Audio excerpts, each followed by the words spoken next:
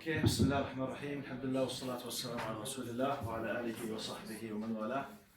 اللهم لا علم لنا إلا ما علمتنا إنك أنت العليم الحكيم. اللهم وتب علينا إنك أنت التواب الرحيم.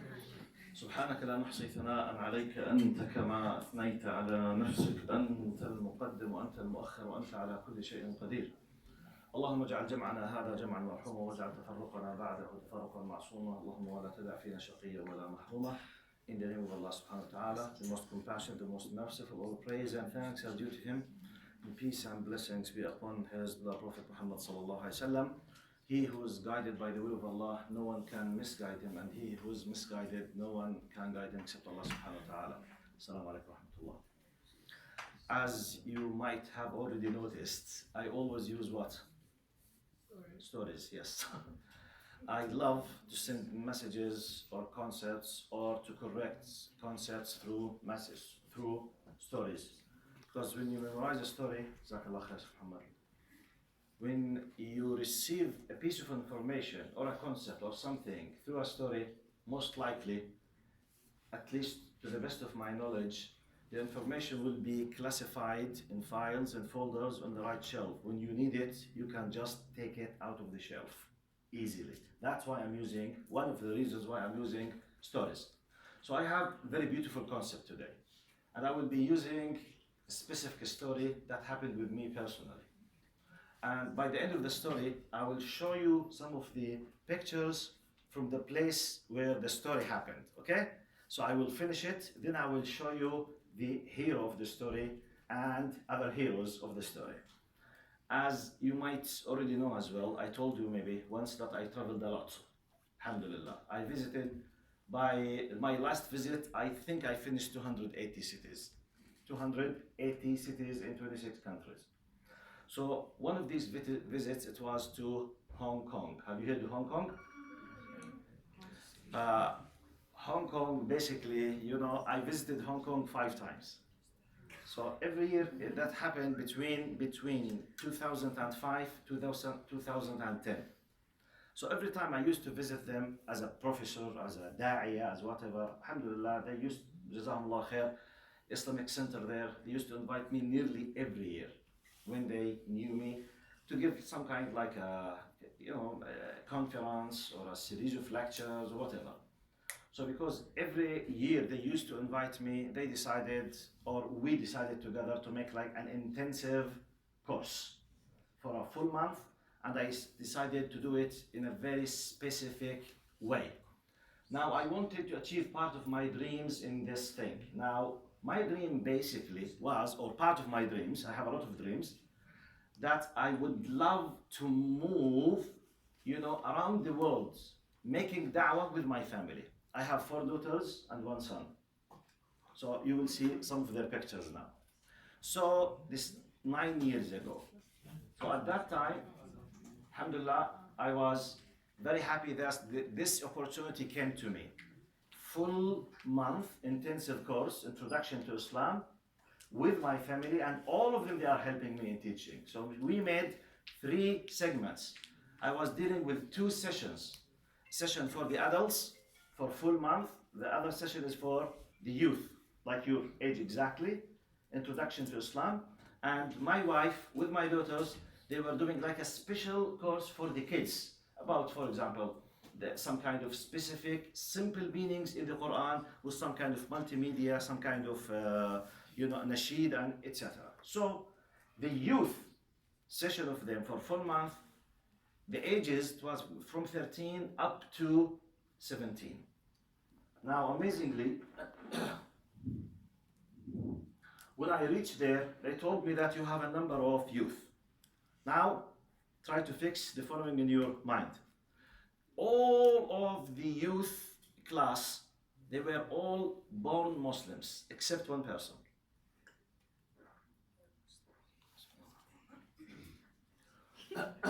So,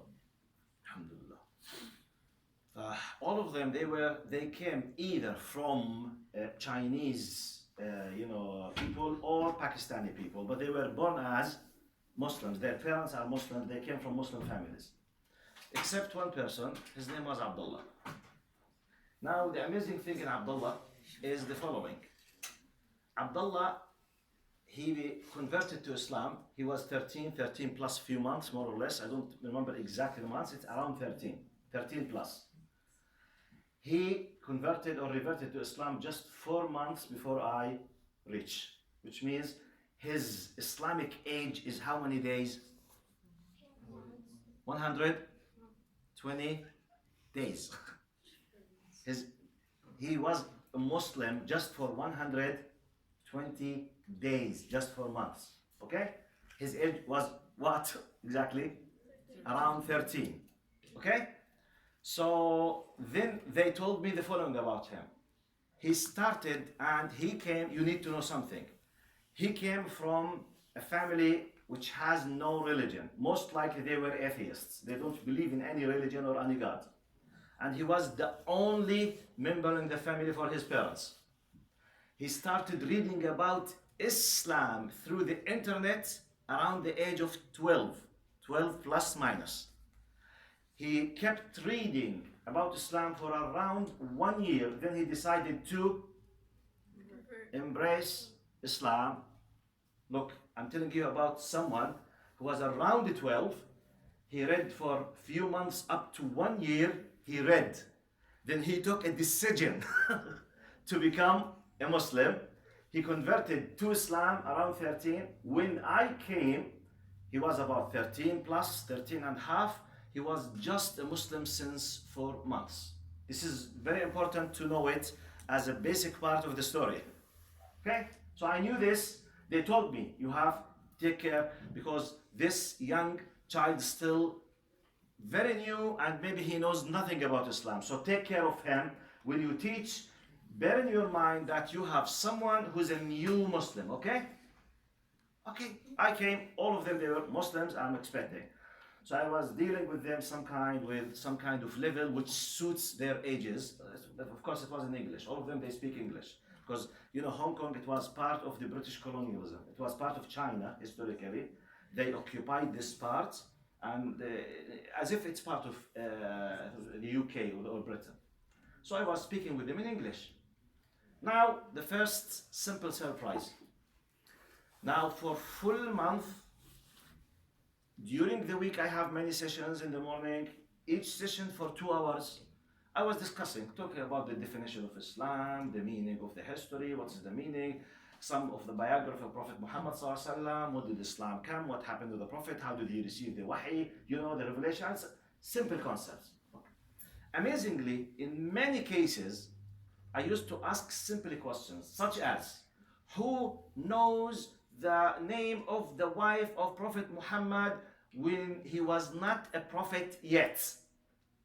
You know, simple question. Is it simple? You know the answer, Thomas, huh? Who's she? What's the name? You know the name? Yes. You know? You know the name? You know? What was the name of the wife of Prophet Muhammad? Before, yes, what's the name? Khadija. Khadija, radiallahu anha, yes. Okay. So, amazingly, you know, okay, I don't blame you. Still, maybe you have some similar conditions. Anyway, I was asking these questions not as part of my teaching. It's like a preparation, which means I want to speak about, let's say, the revelation. Before starting with the revelation, I want to speak about, for example, Mount Hira or Ghar Hira, and when he received the revelation, just to put them in the context, I used to ask them some simple questions to prepare them for the information. So, okay, who knows what's the mean? What was the age of Prophet Muhammad when, at the time when he received the revelation? 40, for example. Yeah, simple question. Amazingly, well, maybe it's not simple for some of you. Anyway, I don't blame you, but I assumed they were simple questions. Okay? So I was asking these simple questions to them. Amazingly, most of the cases, the one who was the first in answering this question was Abdullah. He read his stuff. Huh? He read about the religion. But he was not a Muslim. He was not raised a Muslim. He just read. Okay, no problem. I'm just telling you. Are you with me? Yeah. So, you know, when you are born in a culture which you receive information for 17 years of your age, 15 years of your age, logically speaking, if you born as a Muslim and you are 16, let's say, and you are listening every khutbah about a piece of information, your father is telling you something, your mother is telling you something, on daily basis, 365 multiplied by 12, you are talking about thousands and thousands and thousands of a flow of data into your mind, even if you do not read. Plus the fact that you go to Islamic schools, you go to the Masjid, you go to the Sunday school or whatever, or Saturday school. Whatever you do, just the fact that you are born in an Islamic environment, you have a lot of information by default. True or false? True. So for him, even if he read, whatever he reads, someone who read for 8 months, he's just 12 years. He can't grasp all of these things, at least as I think, okay? So every time I used to ask a question, in many cases, the one who used to answer, the best answer it was Abdullah. The fastest in giving the answer, I'm not saying all the time, but most of the times, which was like something strange for me. It was not easy, but just a new Muslim, his Islamic age is just 120 days, which means hardly he can grasp understanding, and he was the best one in asking questions. Anyway, I wanted you to know this person. Now, close this file. Let's go to another aspect of the problem. The story. Now, when I was there, I was with my family. So I told you, 4 daughters and 1 son, 2 of them below 4. My son, he was I think 4 or something, 4.5 or 4. And my daughter, she was 1.5 years. So very small, 2 kids with me. So, and we used to move from the place of our accommodation every day into the place of teaching. I used to teach 2 courses, my wife with my daughters, another one. So it was really, the burden was very high. And the hot at the summer, the humidity was very high, so I was very tired, very exhausted. One of the days, here comes the beginning of the story. Because I was so tired, one of the days, in the morning, I missed the Fajr prayer. For me, missing the Fajr prayer was a disaster, and still, inshallah, I will stay like this. I missed the Fajr prayer. The sunrise came the time, and I could not pray the Fajr in its time. Wallahi, as if I committed a crime. It was a disaster for me. I'm going there for the da'wah, I'm calling people to do the good, and yet I myself, I could not pray the Fajr prayer on time. Inside myself, I felt that Allah will excuse me, inshallah, because I was so tired. I have 5 kids, moving with them, you know, very difficult. The environment the weather is very hot, and 5 kids taking care of them, but I lost. Now, why I'm saying this, one of the basic things when I decided, do you remember my first meeting with you, when I told you when I decided to change my life to be a practicing Muslim? Do you remember what was my age? 15 and a half, okay? So since I took a decision to be a practicing Muslim, which is more than 35 years ago, one of the basic pillars that I built my life on is the hadith of Prophet Muhammad sallallahu alaihi wasallam, which is "Man salla al-fajr fi jama'a fahuwa fi dhimmatillah." The one, have you heard this hadith? Yeah. "Man salla al-fajr fi jama'a fahuwa fi dhimmatillah." The one who prays the Fajr in a collective manner, in a jama'ah, he will be fi dhimmatillah. The word dhimmatillah is a very huge meaning. It contains fi dhimmatillah. It could mean he is under the protection of Allah. He is under the support of Allah. He is with the full care of Allah subhanahu wa ta'ala. This hadith meant a lot for me. Now, seeking this kind of special status in my relation with Allah, I did my best to establish my life with Allah subhanahu wa ta'ala on the basis of this hadith. I did an amazing effort not to lose. شيخ محمد مو مشكلة نرفع الحيط نحط كتاب نرفعه ما أنا نوكل يعني حتى لو موجود أنت عم تحكي على الكهرباء أنا أفكر بدك تشيلها. Okay. This hadith was something big for me. So whenever, and I used this hadith as a criteria to examine to what degree I have a good relation or bad relation with Allah, which means have I done something bad? Is Allah punishing me now, or is Allah not satisfied or satisfied with me? I used the concept of this hadith. When I lose the Fajr prayer, I feel that there is something, what? Something wrong. If I'm, alhamdulillah, I've prayed the Fajr on time, alhamdulillah, I feel happy that everything is good, okay? At least for me, I used that criteria. So when I lost the Fajr prayer at that time, really it was very bad for me. I had a very difficult time.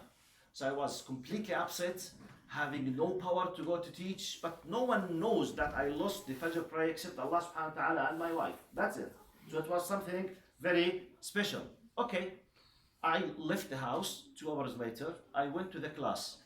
My first class was the class where this guy, Abdullah, was there. Okay? So let's connect things together now. I finished the class at that day. Still, my heart was really, and I'm very upset. I don't have this kind of my usual energy that I have, because I feel that I did a big mistake in the right of Allah subhanahu wa ta'ala. But subhanallah, this something was special for me. When I finished the class, all of them, they left, and Abdullah came to me. And please put full focus now. He came to me, I was busy with my papers like that. He said, Doctor, I want to ask you something. I said, Fadl Abdullah, okay, go ahead. He said, today I missed the Fajr prayer. He is telling me that. He missed the Fajr prayer. Inside myself, I said, La hawla wa la quwwata illa billah. What kind of amazing coincidence this. And this is just, he does not know what I did. Just inside my heart. La hawla wa la quwwata illa. This is the most difficult time I'm facing. Now he said, okay, I thought he came to ask me, what shall I do if I missed? Because some people, they don't know the information about. If I missed the Fajr prayer, what shall I do? Shall I wait for next day, for example? Shall I wait after the sunset, pray it with another time? Shall I khalas leave it? Maybe he does not know the fiqhi answer. Okay, what shall he do? How to do it? This is what I thought he's asking me from fiqh point of view. So I said, don't worry, you can pray it at any time. And I was not paying a lot of attention because I was busy doing something. So you know, when you finish your class, putting your papers together or something, and he's asking you, still I'm not aware of how serious he was. Maybe I did not notice his face. Okay, I finished the Fajr, don't worry, okay, you can pray it. Then instead, he said, excuse me, this is not what I'm asking about. I said, Abdullah, don't worry. You can pray it at any time. Don't worry. Still, I was under the impression that he's asking me, can I pray qada? You know qada, like a compensation, even though the time has passed, yet you have to pray it. And we call this qada. But you must do it. This is what still I'm under the impression that this is his question. I said, Abdullah, don't worry. You can pray it. Don't worry. Just pray it and that's it. Okay? Then he said, Doctor, please, this is not what I'm asking you about. I said, what's the thing that you are asking me about? He looked at me and he said, Doctor, I feel shy from Allah. Look, I feel shy from Allah subhanahu wa ta'ala. Wallahi, you can't imagine, brothers and sisters. Maybe some of you will find it something funny. I don't know. It's very strange why to find this thing funny. Now, this person's age in Islam is just 120 days. 120 days. Living in an environment which is full of irreligious people. No support. He decided to become a Muslim just by his own, through just reading on the internet. His age in Islam is just 4 months. No Muslim family, no Islamic environment, nothing at all. Yet, he managed, and this is my point, to reach to a level that he developed a relation with Allah subhanahu wa ta'ala. In 4 months, when he loses a prayer, he feels shy. Got my point? Now, wallahi, I myself felt shy inside myself. I said, Allahu Akbar. Amazingly, we have thousands and millions of Muslims. They don't pray aslan and they don't feel shy. They don't care with haram and halal, they don't feel shy. You know what does it mean? I feel shy from Allah. أشعر بالخجل من الله. You know what does it mean? You know, developing this kind of attitude when I tell myself as if I'm addressing myself by saying, shame on you. Shame on you. How come? How come you do this? Shame on you. Sometimes when you do something bad or something wrong or something negative, really this kind of bad feeling. Have we developed this kind of feeling inside ourselves in our relation with Allah subhanahu wa ta'ala? The story is finished now.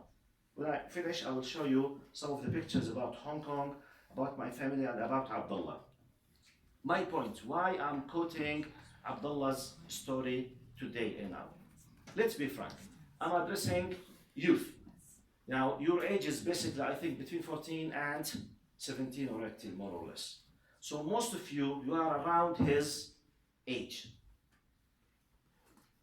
And many of you might be facing the following problem, which is, you know, wallahi, for example, many of us in your age, we know that this is wrong or this is bad. We know that this is haram and this is halal. We know that this is acceptable and this is not acceptable.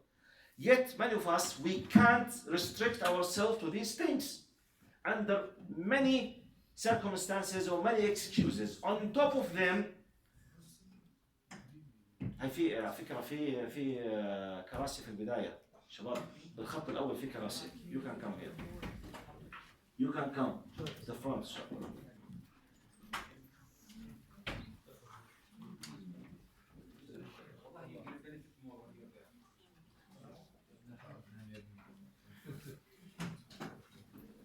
تفضل في الأمام. أهلا وسهلا. Okay? My point, the title that I put many titles here in my paper. I said, if he was able to do it, why I'm not able to do it? Why? Now I want to have like open discussion with you. If this person, after having just 4 months in Islam, was able to develop a relation, a motivation that he feels shy when he is doing something wrong or when he is falling in short and تقصير في حق الله سبحانه وتعالى, to a degree that he does not know what to do, he does not know how to apologize from Allah. What shall I do? Is there anything that I can do? And from inside or bottom of his heart, he wants to know what shall I do, which means it has a big value in his self, to a degree that he came and he is asking me this question, and you know, eagerly from inside he's pushing towards having an answer. So now in your age, in many cases, let's be frank, I want to ask you the first question. How many of us, don't talk about yourself, tell me about what you know about your generation. Just give me numbers, okay? What is the percentage in your ages, basically, of youth that they take care of the prayer and they pray the 5 times and they do not miss the prayer, whatever happens with them? Give me a percentage. Don't talk about yourself, but what you know. Tell me 10%, 20, 60, 90, whatever. I want to have the average. 75%. Huh? 75%. 75? They do pray on time, from what you know? Yeah. Okay, no problem. I will take the average. No problem. No problem. Give me what you think. Yes? 10%. 1%. 2%. 10. Yes, but yes, you. Like in my age, it would be like 10%. 10%. Good. لاحظوا الشباب, all of them between 1 to 10. The average is 5. Now, except the sister here, the rest of the sister, let me take the average. You said 10. You? 5? Huh? Who said 75? Someone. Maybe this is the environment of her family. No problem, no problem. That's why I want to take the average, okay? Now, except the sister who said 75, now 90%, all of you, none of you are above 10 or 15%. Let's have some kind of exaggeration. Let's say 20%. At least 20% of your age, they don't take care to pray on time. One. Right. Another question. Just give me numbers. What is the percentage of those who pray Fajr on time without pushing from their parents, without quote unquote bahdele? Okay? I mean, from inside themselves, they are from inside motivated that you know for sure. Percentage, pray the Fajr on time. Give me numbers. 1%, maybe less. 1% or less. Give me 1, 0. No, seriously, give me what you think. Seriously, yes. 0.5. 0.5. Which means 1 out of 200%. Yes? 0.1. Wow. 1 out of 3,000. I was going to say 15. So you feel shy to say it now. No problem. Which means you are revolving around something below 5%, below 2%. Which is this a disaster or not? Like, let us make an analogy, quick analogy now. By the way, my point is not the prayer, it's not the salah. Are you with me? I'm not discussing the prayer now. I'm discussing the relation with Allah. I'm discussing, am I respecting Allah or not? I am discussing my attitude when I do something bad, wrong, mistake, something has to do with Allah's rights. Does this make any difference in my heart or simply, who cares? Do I have something inside for Allah here or not? This is my point, okay? The prayer is just an example because the example came through the prayer. Are you with me? But look, you are admitting now, compare between the obstacles and our problems in your faces with the obstacles in the face of Abdullah, the hero of this story. A new Muslim, no Muslim family, no Muslim father, no Muslim mother, in an environment, Hong Kong, it's an amazing city, contains everything you can imagine on earth, which means if you want really to do something bad or to do whatever you would like to do, it's 10, if not 100 times more than what you are facing here. 100 times more than what you are facing here. No family, no one is controlling, no one is chasing, no one knows what he does. If he would like to do whatever he would like to do. Now, what kind of motivation he is having, how did he manage to have it? He managed to do it. Why I'm not able to do it? Because this is my first question now, regarding this story with the time that we have. Yes, brother, you raised up your hand. You think, based on this story, what's the problem? I think like the reason he did it was because I think it was just like a question that was wandering through his head, like creation. But then like when you're born with it, you're just like, okay, yeah, I'm Muslim, but this kid is like, I'm Muslim and I want to commit to it. So good, because we were born Muslims, so we are not thinking about this. Yeah, we don't care as much because it's like when like somebody doesn't go to school, they care more when they finally get the chance to go to school if they didn't have the right to go. But for us, we don't care because we go to school every day and we have the privilege. Excellent analysis. This is a description for the status. Are you with me? Description, which means, okay, why this happens. This is called analysis. We are تحليل للواقع. Okay? Good. طيب, it is the why now. I will just give me the You can repeat what he said because others didn't hear at the back. He said, sorry, I'll repeat. He said, mainly, we were born Muslims. So for granted, this is part of what we already have. Okay? So we did not think a lot of having this or what is the value. So we have the high chance not to care of what we already have because it just came by birth. This is his point. Why? In his case, he took a decision, based on thinking after reading and taking a decision. So he wanted to take care of what he took a decision regarding. This is what you said, sir? So somehow this was the idea. What else? Yes. To add on what he was saying, it's because when someone is born a Muslim and they convert, they want to show that they can be as good as a Muslim as anyone else. So they tend to put more into it because they weren't really born into it. They had the choice to either say what they were or be a Muslim. And if they wanted to be a Muslim, then they would want to show people that, oh, I can be as good as a Muslim as someone who was born one. This is another possible analysis as well. Okay? which means the core point of sister, when they are not born as Muslims, they want to show that we can be as good as Muslims. By the way, we can give maybe 10 possible explanations for the why this happens. Nevertheless, did he do it or not? Did he manage to have it, to do it or not? Do you agree with me that his conditions in general much more difficult than yours? All of you. Compared with what I know, because I lived there and I'm living here. The easiness, the smoothness of the accessibility to everything you wish is amazing here. Amazing. It's just you take a decision. That's it. No obstacles in your face compared with at least Abdullah.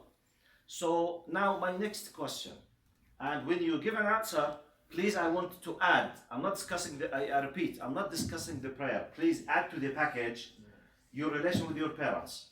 For example, don't we face, I'm putting myself in your place now, don't we have a problem such as my father is so tough, my mother might be so tough as well, and they are provoking me and sometimes they made me mad. I'm not able to control myself, so I deal with them in a very tough way. Is this possible in your life? God, is this possible? وفي غير هيك أصلا? Do we do this or not? طيب.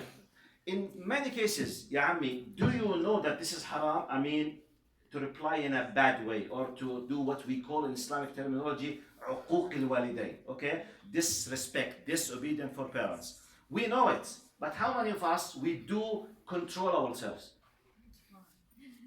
Big problem, huge problem. When you come, يا عمي, I can't. But why you can't? يا عمي, it's very difficult, and that's it.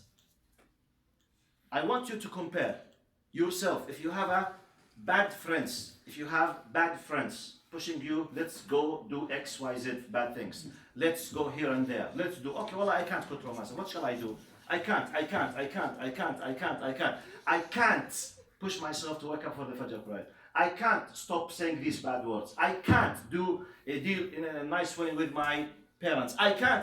Why you can't? You can. Definitely you can if you want. This is my point. Don't please convince yourself that you can't. The problem is if you decide you can. Definitely you can. Are you with me? Right.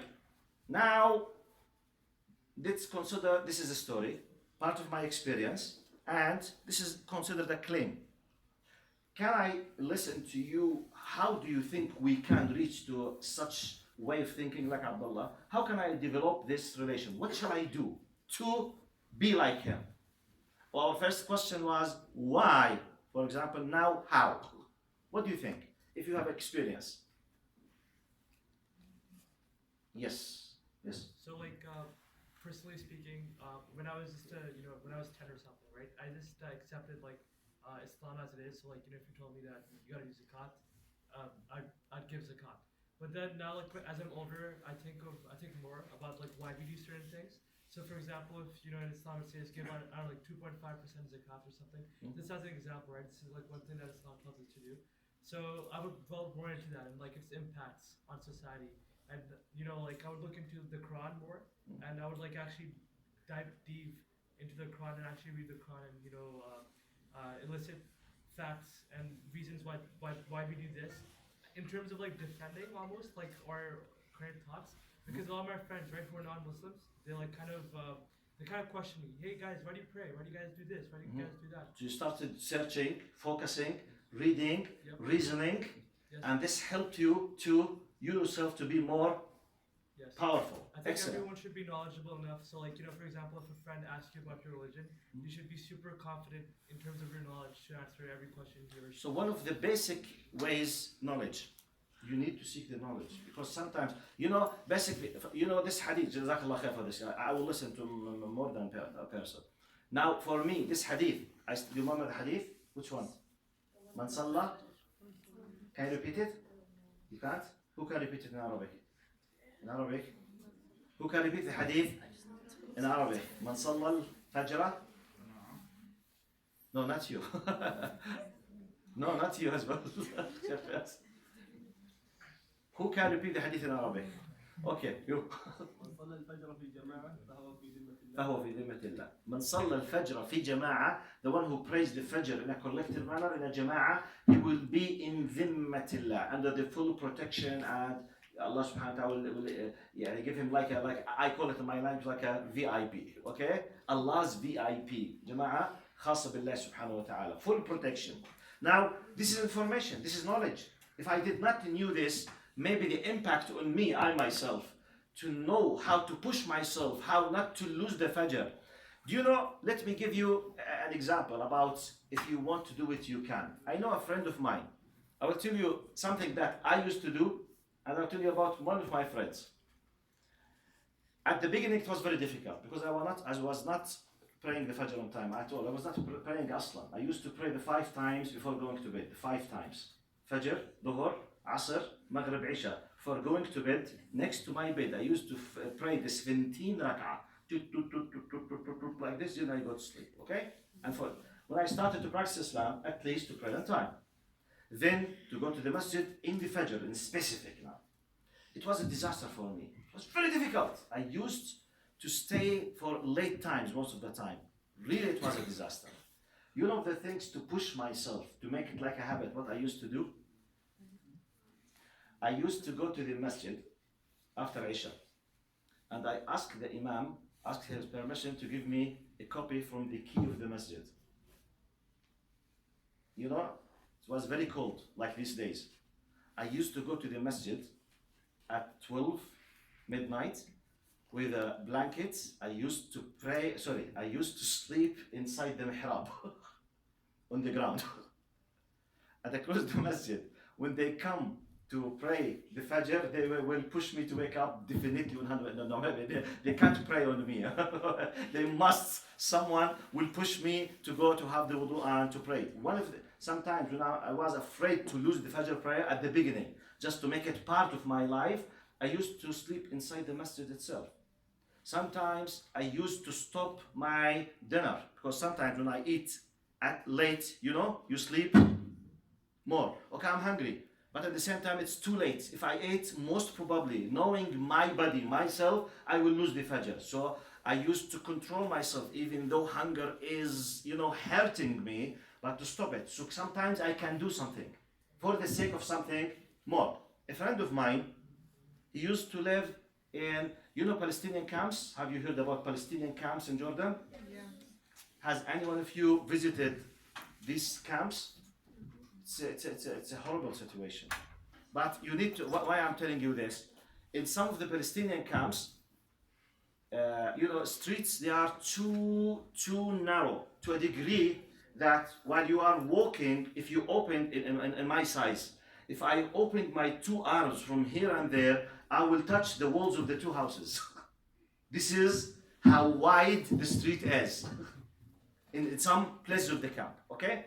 So the windows of many houses, it was exactly, next to where you are walking. Which means if you just open the window, if it is to be opened, immediately you will see everyone inside. So a friend of mine who became later a professor in Sharia, he told me about himself when he became a practicing Muslim with a number of his friends, so as not to lose the Fajr prayer. Do you know what did they do?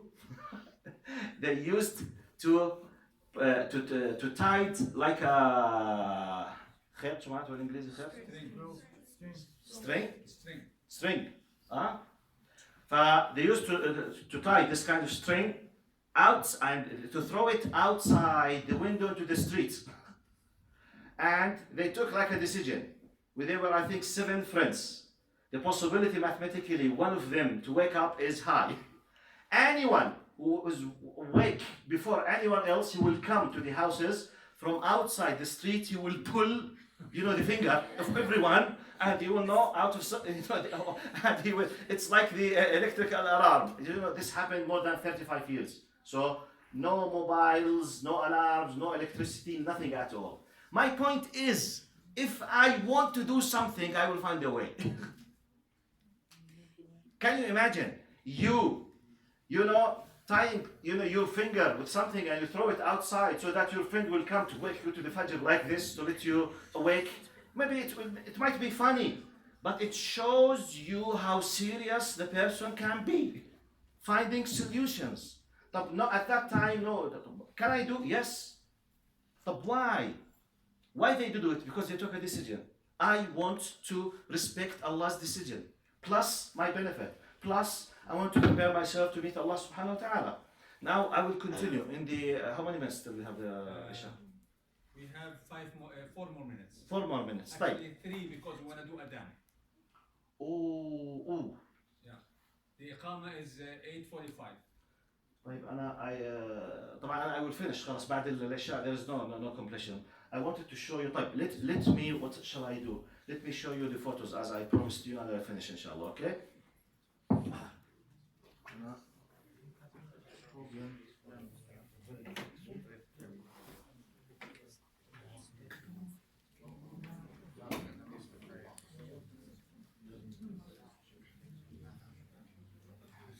I wanted to share with you while Dr. Amjad is posting the picture.